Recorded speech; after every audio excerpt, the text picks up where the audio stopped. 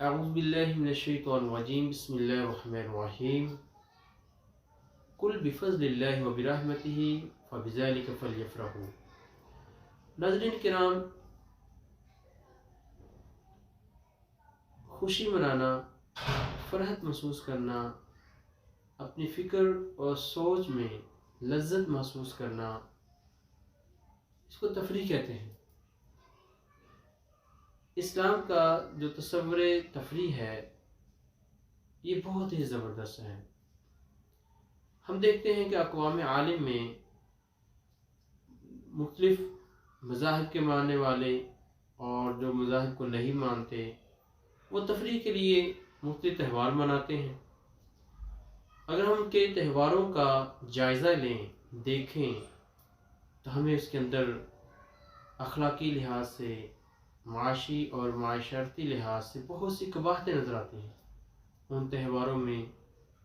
بے حیائی، عریانی، فحاشی اور مال و دولت کا ضیاع، یعنی اس طرح کی قباحتیں ہمیں نظر آتی ہیں۔ جبکہ اسلام کا جو تصور تفریح ہے یہ ایک دائرے کے اندر ہے، ایک سرکل کے اندر ہے، اس کی حدود مقرر کی گئی ہیں کہ ایسا عمل جس کو آپ تفریح کے طور پر منانا چاہتے ہیں اور اس میں اخلاقی، معاشی اور معاشرتی قباحتیں نہ ہوں، بالکل جائز، اور وہ آپ کے دین کے منافی نہ ہوں، اس میں کوئی حرج نہیں ہے۔ آپ ایسی تفریح منا سکتے ہیں، آپ خوشی کا ایسا موقع منا سکتے ہیں۔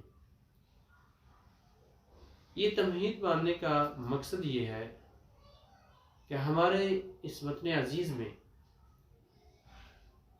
چند سال پہلے ایک تہوار منایا جاتا تھا جس کو بسنت کہتے ہیں۔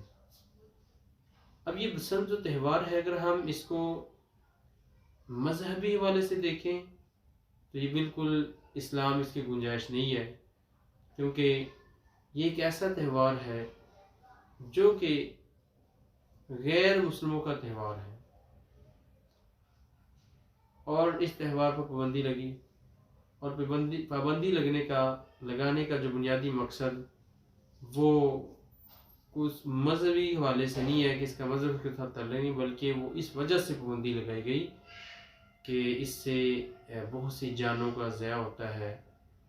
اموات واقع ہوتی ہیں۔ تو ناظرین کرام،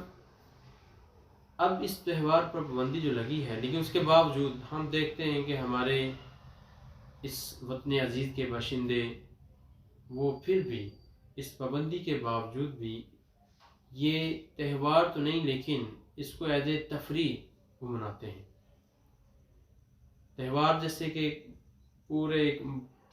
جوش اور جذبے کے ساتھ اجتماعی طور پر جیسے پہلے منایا جاتا تھا ایسا تو نہیں ہے، لیکن انفرادی طور پر دیکھا گیا ہے کہ لوگ پابندی کے باوجود یہ پتنگ بازی کرتے ہیں۔ اور ابھی اس گزشتہ جو چند مہینوں کی بات ہے یا دنوں کی بات کہہ لیں کہ جس میں ہم دیکھتے ہیں کہ اگرچہ یہ انفرادی طور پر لوگ یہ کام کر رہے ہیں، لیکن اس کے باوجود یہ چند جانوں کا ضیاع ہونے کی ہمیں خبریں ملی ہیں۔ اور باقاعدہ ایک ویڈیو بھی دیکھی ہے جس میں ایک نوجوان بائک پر جا رہا ہے اور اس کے گلے پر ڈور پھرتی ہے اور وہ موقع پر ہی جاں بحق ہو جاتا ہے۔ اور یہ بھی سننے میں آیا ہے کہ اس کی والدہ بھی اس کے غم کی وجہ سے، اپنے جوان بیٹے کی موت کے غم کی وجہ سے وہ بھی جاں بحق ہو گئی۔ تو ناظرین کرام، اسلام ایسے تہوار کی، ایسی تفریح کی بالکل اجازت نہیں دیتا جس سے لوگوں کی جانوں کا ضیاع ہو۔ اور یہاں تک قرآن مجید میں فرمایا گیا کہ جس نے ایک جان کو قتل کیا گویا کہ اس نے پوری انسانیت کو قتل کیا۔ اور قتل کی اقسام میں سے ایک ہے قتل خطا، جس میں آپ کا ارادہ تو نہیں ہے کہ آپ کسی کو قتل کریں، لیکن اس آپ کی غلطی کی وجہ سے کسی دوسرے کے گلے پر ڈور پھری اور اس کی موت واقع ہوگی، تو یقیناً غلطی اس میں آپ کی ہے، اور یہ قتل خطا میں آتا ہے، اور قرآن مجید میں اس کی جو سزا وہ بیان کی گئی ہے وہ یہ ہے، ایک تو کفارہ ادا کیا، قاتل جو ہے وہ کفارہ ادا کریں گے، دوسرا مقتولوں کو دیت دیں گے۔ کفارہ کیا ہے؟ ایک غلام مرد یا عورت وہ اس کو آزاد کیا جائے گا، اور اگر ایسا نہیں کر سکتے 2 مہینے کے وہ لگاتار روزے رکھیں گے۔ یہ تو ہر صورت میں کرنا ہی کرنا ہے، کفارے میں کوئی معافی کی گنجائش نہیں ہے۔ ہاں دیت اگر مقتول معاف کر دے تو دیت اس میں معافی ہے۔ تو ناظرین کرام کہ انسان ایک ایسے عمل کی وجہ سے کہ جس کی اسلام اجازت نہیں دیتا، جس کا ہمارا قانون اجازت نہیں دیتا، پابندی ہے، اور ہمارے اس عمل کی وجہ سے ہم قاتلوں کی صف میں کھڑے ہو جائیں تو یہ ایک انتہائی غیر اخلاقی حرکت ہے۔ تو میں اپنے وطن عزیز کے باشندوں سے گزارش کروں گا کہ خدارا اس عمل سے باز آ جائیے، کہ جو عمل اخلاقی لحاظ سے، معاشی لحاظ سے، معاشرتی لحاظ سے انتہائی کبھی عمل ہے، جس سے دوسروں کی جانوں کا ضیاع کا ہونے کا خطرہ ہے، آپ بھی ایسے لوگوں کی صف میں ہو سکتے ہیں کہ جن کے گلے پر ڈور پھرے اور وہ اس دنیا سے رخصت ہو جائیں۔ تو ذرا غور کیجئے،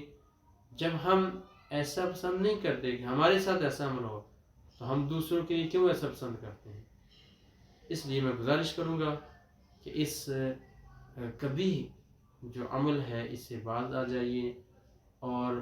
اپنے آپ کو دین اسلام کی جو تعلیمات ہیں اس کے مطابق زندگی گزارنے کی کوشش کریں، اس کے مطابق تفریح منانے کی کوشش کریں، تو انشاءاللہ ہم دینی لحاظ سے، دنیاوی لحاظ سے ایک اچھی زندگی گزار سکیں گے۔ اللہ تعالیٰ سے دعا ہے اللہ تعالیٰ ہمیں دین اسلام پر چلنے کی توفیق عطا فرمائے۔ وما علینا الا البلاغ۔